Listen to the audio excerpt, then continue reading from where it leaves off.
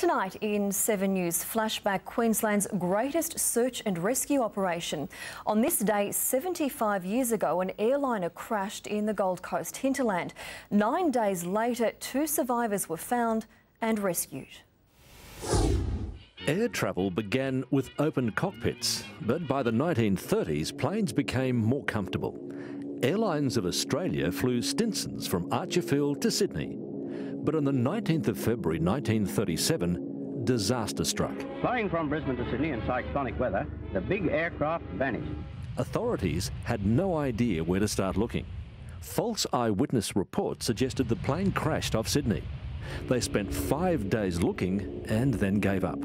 But in the Gold Coast Hinterland, bushy Bernard O'Reilly had a hunch and went searching the jungle. 9 days passed.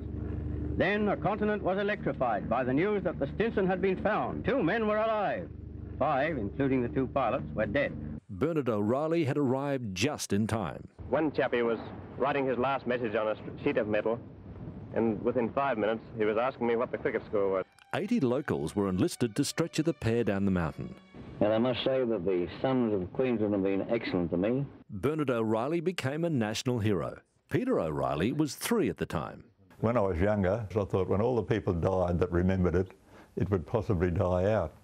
But it's in the realms of history now. Now, one of the problems with finding the Stinson was the aircraft had no radio on board.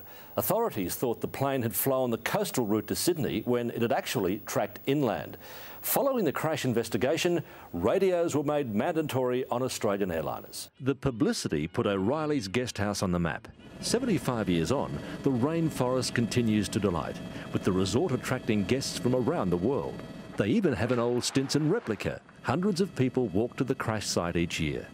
Not much wreckage remains, but pride felt by the O'Reilly family endures.